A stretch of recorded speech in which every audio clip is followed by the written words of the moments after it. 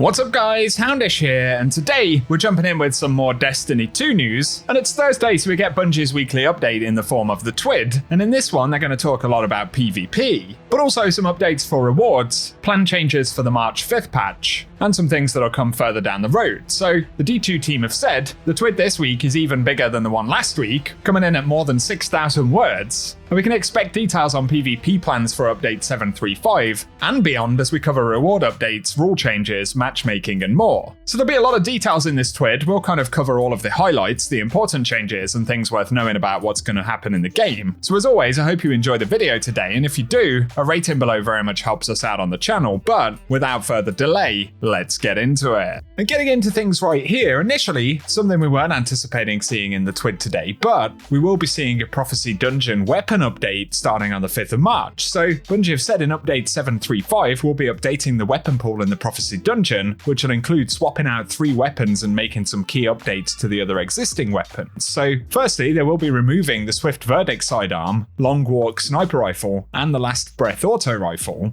And as they say in a moment, they're essentially doing this to make space for some other options. But firstly, there will be a new origin trait for Prophecy Dungeon weapons, and they say all the new and updated weapons will be given the origin trait Crossing Over, and these weapons have increased range and handling for the top half of the magazine, while rounds from the bottom half of the magazine deal increased damage. So not necessarily a flashy origin trait, but certainly a functional sounding one. And in terms of what they're adding and updating, they say these weapons will be receiving all new perk pools and, in some cases, new damage types. So we'll see the Prosecutor auto rifle, that's a precision frame arc, and of course it will have the Crossing Over trait. There'll also be the Adjudicator submachine gun, which is a precision frame kinetic SMG, and the Relentless pulse rifle, which is a high impact frame, and damage is changing from kinetic to strand, so that'll be interesting. And they also say the following weapons will be receiving new perk pools and damage types, and that includes the Judgment hand cannon. The damage type is going from kinetic to stasis, and of course it's an adaptive frame. On top of that, there'll be the Darkest Before pulse rifle, and that's a rapid fire frame, with the damage type going from arc to solar. But there'll also be the Sudden Death shotgun, which is an aggressive frame, and the damage type is changing from arc to void.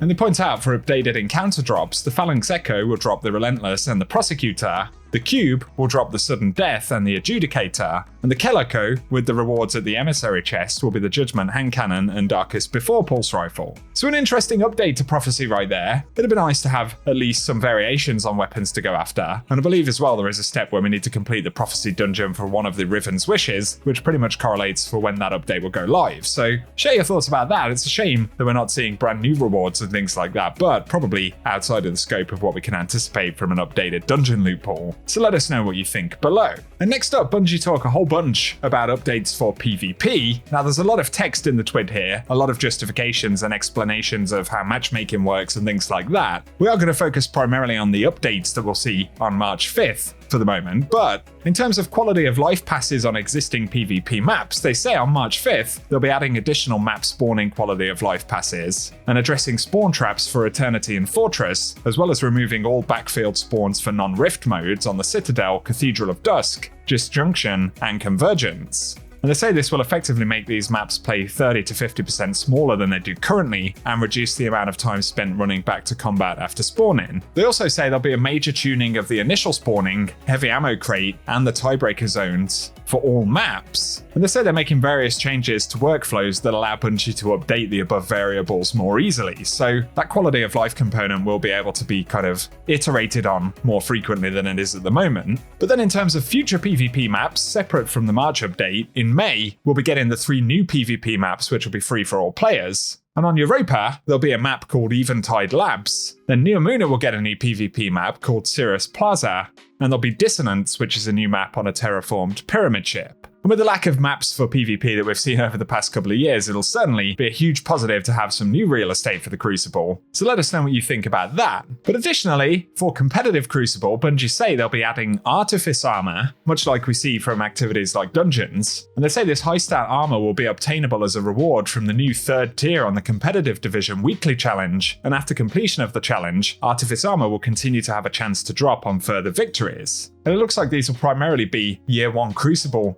pieces of gear that have been updated. So for the Hunters, that will consist of the Swordflight armor set and the Binary Phoenix cloak, with Titans able to get the Phoenix Strife, type of gear with the Binary Phoenix Mark, and finally, Warlocks get the Anchor Seeker armor with the Binary Phoenix Bond. And they say as this armor will drop from competitive Crucible, they want to keep Dungeon Artifice armor drops to the dungeons they're associated with. But adding Artifice armor for competitive aligns with the goal of allowing PvP-focused players to have an endgame track that rivals PvE rewards. So I think it's a step in the right direction in terms of rewards for the Crucible. Of course, there's plenty more that Bungie could do with that down the road, and hopefully they'll continue to update this stuff, but share your thoughts on those down below.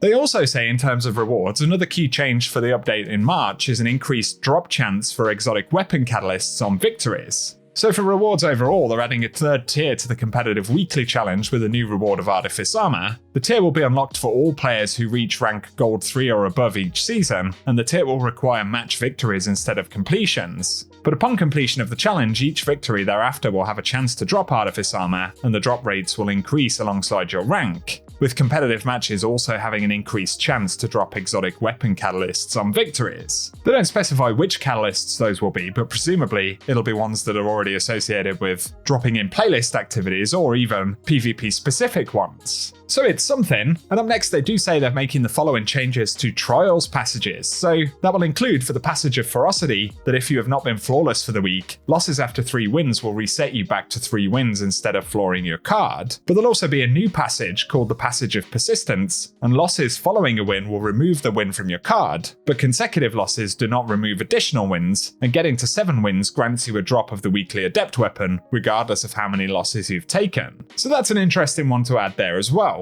But they say finally that they're adding rewards for match completions by 3-person fire teams in Trials. Although you don't need to win in order to earn them, they are participation gated, so simply jumping off the map or sitting AFK in spawn will disqualify you from getting them. But they do consist of an additional 50% chance to drop the non-Adept Trials weekly weapon reward, a 50% chance to get a Trials Engram drop, as well as additional Trials reputation. And the goal of the changes is to encourage players to team up with friends, losses being less of a punishment, and allowing players to have more fun, as well as earning more rewards in the process. So I think at this point, those probably sound like a good thing to add to the game. And inside of the PvP playlists in general, they'll be switching some things up inside of the kind of rotators. So 3v3 Clash will be moving to the 3v3 Quick Play rotator, and in terms of rules, heavy ammo will no longer be shared. On top of that, respawn timer is increasing from 5 to 7 seconds, and the match timer is increasing to 10 minutes, but the score to win remains at 40. They also say there'll be a new 3v3 King of the Hill mode, which is called Collision, and that enters Crucible Labs, and a single larger zone will rotate between 5 points around the map on a timer, and capturing and controlling it will earn your team points. And they say the mode will also test an alternative special ammo crate system that'll feature 4 shareable special ammo crates that spawn simultaneously at the beginning of the game or round, and then on a timer afterwards. And each control zone will have associated special ammo crates, and the 4th crate will be in a neutral location.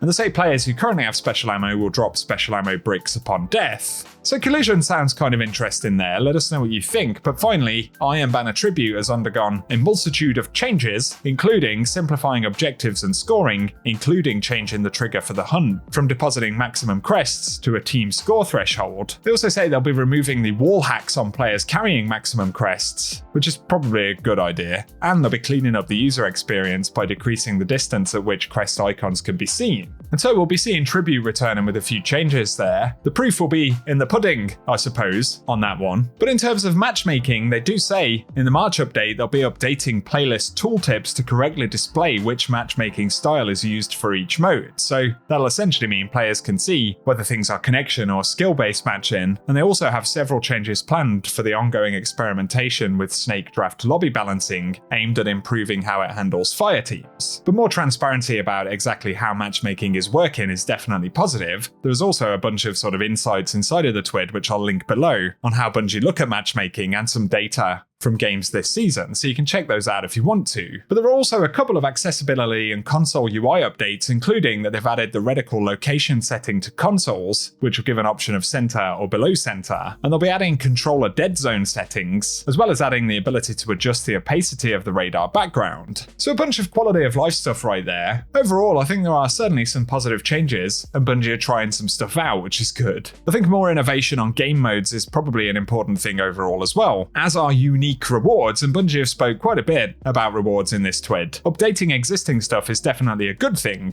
but whether it's PvE or PvP, I think an infusion of more interesting, unique, and brand new rewards is certainly something that we want to see across all the different playlist modes. And of course, they are big incentives to actually play this stuff in the first place, but some steps in the right direction for today, and let us know your thoughts on them down below. So there we go, guys. Those are the actual changes that we're going to see. Once again, there are more insights and bits of info inside of the TWID if you want to check them out, so I'll link it in the description box. But let us know your thoughts in the comment section, and if you've enjoyed the video today, a rating below very much helps us out. Otherwise though, I appreciate you all tuning in as always, and I hope you guys have an awesome day.